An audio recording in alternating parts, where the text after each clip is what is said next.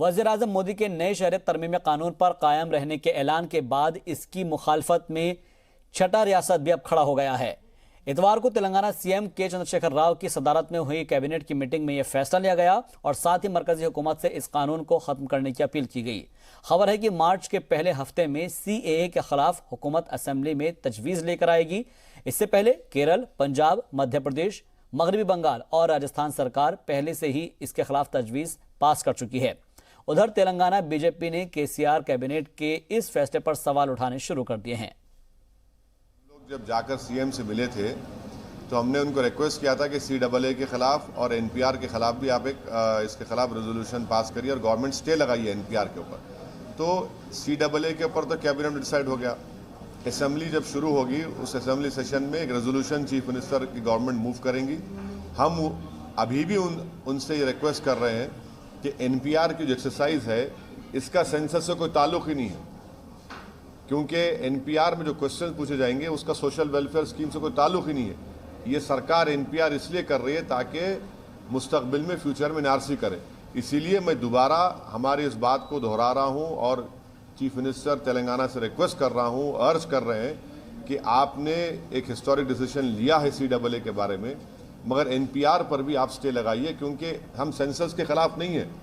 NPR पे stay लगेगा तो ये एनआरसी रुकेगा, वरना एनआरसी का ताल्लुक एनपीआर से है और वो एक सिक्के के दो रुख हैं। तो सीएए के खिलाफ आवाज उठाने में एमआईएम सदर असदुद्दीन ओवैसी एक अहम चेहरा बन चुके हैं और इसको लेकर उन्होंने आंध्र प्रदेश और तमिलनाडु, कर्नाटक जैसे रियासतों का दौरा कर मरकजी हुकूमत के इस फैसले को आयन मुखालिफ बताया। हालांकि उनके आबाई रियासत तेलंगाना में पुलिस पर एहतजाज को दबाने का इल्जाम भी लगाया जा रहा है। मिलेनियम मार्च के सहारे सुर्खियों में आए जैक ने कल फिर से बड़े मुजाहरे का ऐलान किया था, लेकिन पुलिस ने इसकी मंजूरी देने से ही इनकार कर दिया और इस फैसले के बावजूद लोग सड़कों पर उतरे और इस दौरान कई लोगों को हिरासत में लिया गया। इस मामले में मुश्तरका कमेटी ने रियासती हुकूमत पर जमहूरी आवाज को दबाने का इल्जाम लगाया।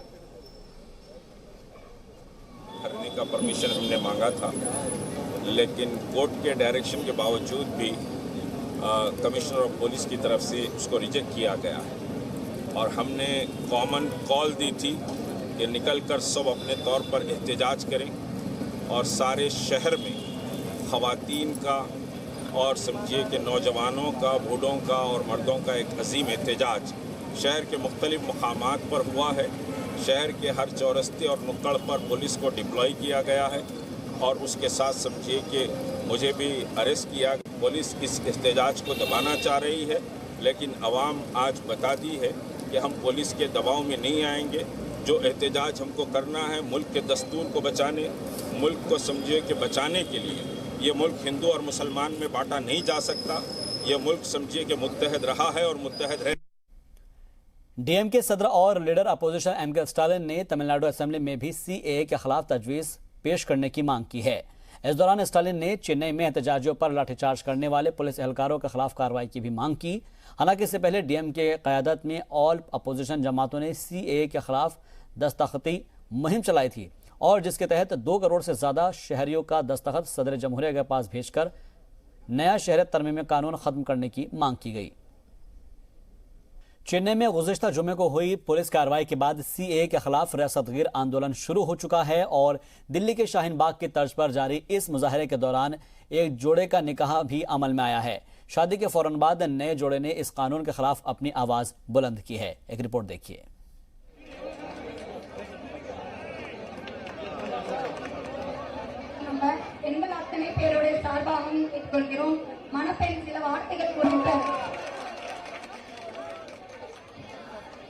सीए के खिलाफ चल रहे धरने के दौरान एक दूसरे को मुबारकबाद देने का ये नज़ारा है तमिलनाडु की राजधानी चेन्नई का।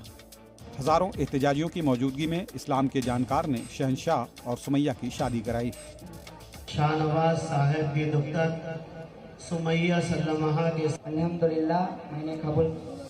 नए शहरियत तरमीमी कानून के खिलाफ 4 दिन से तेज हुए मुजाहरे में शामिल सभी ने नए जोड़े को मुबारकबाद पेश की।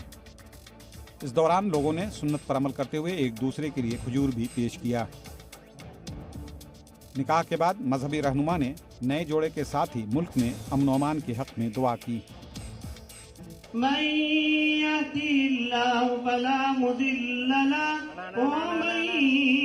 يضلله فلا هادي له اجعلني مقيم الصلاة ومن ذريتي ربنا وتقبل دعاء ربنا اغفر لي ولوالدي وللمؤمنين يوم يقوم الحساب। राजधानी के ओल्ड वाशरमैन पेट इलाके में जारी एहतजाज के दौरान शादी का अमल काफी सुर्खियों में है। निकाह के बाद जहां दुल्हन ने आईन का प्रियम्बल हाथ में लेकर इसे बचाने का अज़्म दोहराया, वहीं दूल्हा हाथों में CAA NRC बाइकाट की तख्ती के साथ नारेबाजी करता नजर आया।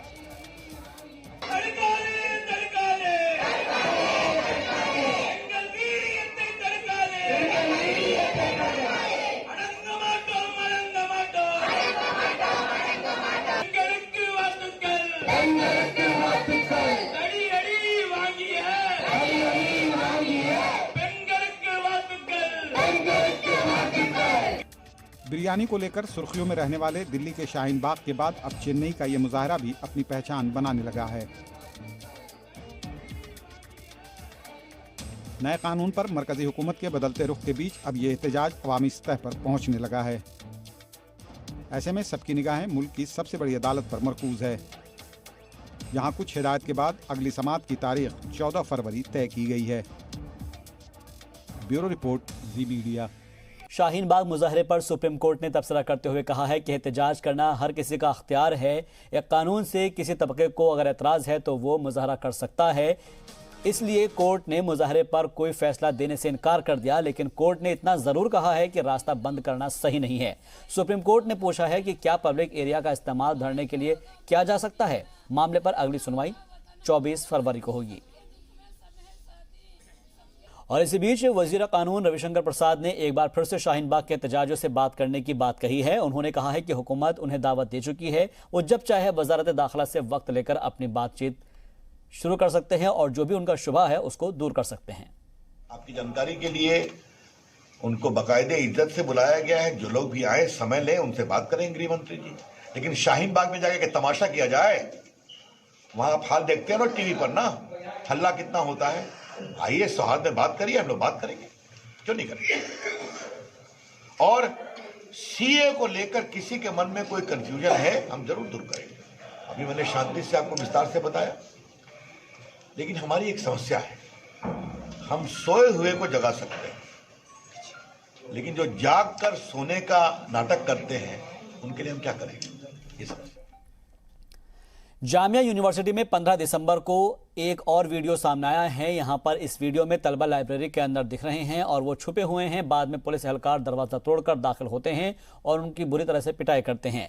इस दौरान सभी पुलिस एहलकार मुंह पर रुमाल बांधे चेहरा छुपाए नजर आ रहे हैं। वीडियो में नजर आ रहा है कि पुलिस एहलकार आखिर में CCTV कैमरे पर भी डंडा चलाते हैं। जामिया में कल से ही मुसलसल वीडियो वायरल हो रहे हैं।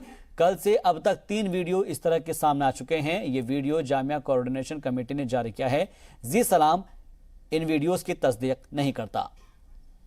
जामिया यूनिवर्सिटी में पुलिस कार्रवाई के नए वीडियो पर AIMIM के सदर असदुद्दीन ओवैसी ने दिल्ली पुलिस पर संगीन इल्जामात लगाए हैं।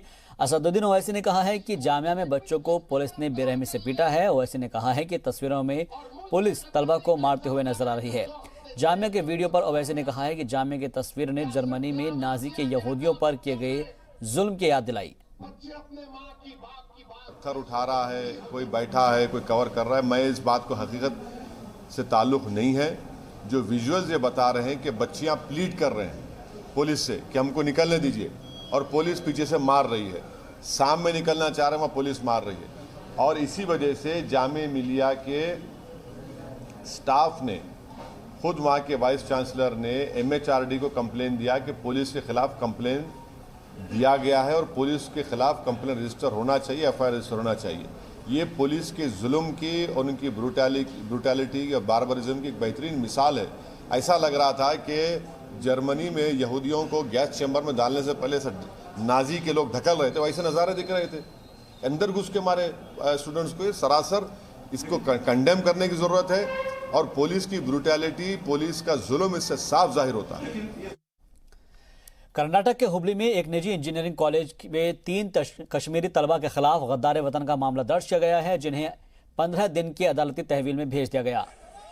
पेशी के दौरान सख्तगीर तंजीम के हामियों ने पुलिस के सामने जमकर हंगामा मचाया। इस दौरान मुलजिमों पर हमले की कोशिश भी हुई है तो पुलिस वैन पर भी जमकर हमला और पत्थरबाजी की गई। हंगामे के दौरान तमाशाई बनी पुलिस शरपसंदों को समझाती नजर आई। वाज़ेह हो कि शोपियां के रहने वाले तीनों ही तलबा के खिलाफ मुबैना तौर पर पाकिस्तान की हिमायत में नारेबाजी करने का इल्ज़ाम है और तीनों की पहचान आमिर, बासित और तालिब के रूप में हुई है।